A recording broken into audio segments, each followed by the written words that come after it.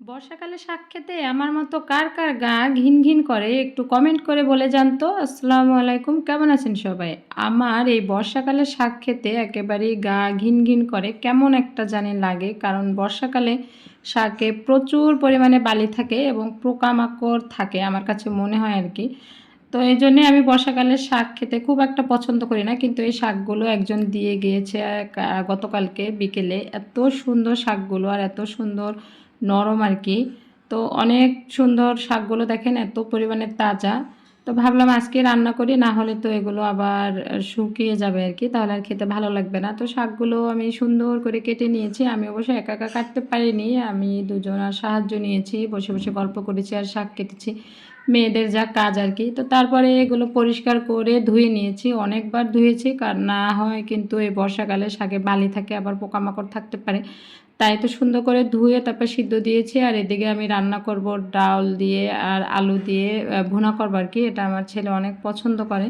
গোশ মাছ প্রতিদিন খেতে খেতে আর ভালো লাগে না। আর তার ফাঁকে আমি ভাত রান্না করে নিয়েছি, কারণ এদিকে রান্না করতে করতে আবার কারেন্ট চলে গিয়েছে। এই যে দেখেন, এই ভিডিওটা দেখলেই, এই ক্লিপটুক দেখলেই বুঝতে পারবেন আর কি যে এখানে অন্ধকার মতো কারেন্টটা হঠাৎ করে চলে গিয়েছে। আর আমার রান্নার চুলাটা আর কি জানালার পাশে ছিল আগে, কিন্তু এখন একটু সরিয়ে নিয়ে এসেছি, কারণ জানালাটা একেবারেই নিচু, বাতাস আসে আর বাতাসে নিভে যায় আগুন। আর এই তো কথা বলতে বলতে আমার ডালটা ভুনা করা হয়ে গিয়েছে। আর এতে আমি কিন্তু ধনেপাতা দিয়েছিলাম। ধনেপাতাগুলো আমি বাড়ি থেকে নিয়ে এসে ডিপ ফ্রিজে সংরক্ষণ করে রেখেছিলাম, কারণ ধনেপাতা আমার অনেক পছন্দ, এই জন্য আর কি, যাতে সবসময় খেতে পারি আর কি। তো অনেকটাই নিয়ে এসেছিলাম আর কৌটা ভরে আমি ডিপ করে রেখেছি। তো তারপর ডালটা রান্না হয়ে গেলে আমি শাকটা তেলে দিয়ে নেব।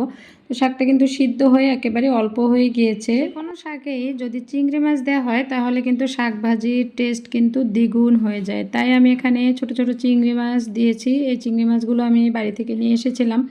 তো এগুলোও ডিপ করে রেখেছি একটু লবণ হলুদ দিয়ে জ্বালিয়ে, যাতে 12 মাস খেতে পারি আর কি, যতদিন থাকে। তো অনেকে নিয়ে এসেছিলাম, তো সেখান থেকে অল্প কিছু দিয়েছি। আর এই শাকটা খেতে এত পরিমাণে টেস্ট হয়েছে কি আর বলবো। আমি এই শাকটা এর আগে কখনো খাইনি, আজকে প্রথম খেয়েছি। তো মাশাল্লাহ অনেক টেস্ট লেগেছে আমার কাছে। যে দিয়েছে তাকে আল্লাহ সুস্থ রাখুক এবং আল্লাহ তাকে অনেক ভালো রাখুক। আর এই তো ডালটাও আমি ঢেলে নিয়েছি বাটিতে, আর এখন সব কিছু রেডি খাওয়ার জন্য আর কি। আর এদিকে আমার ছেলেও চলে এসেছে।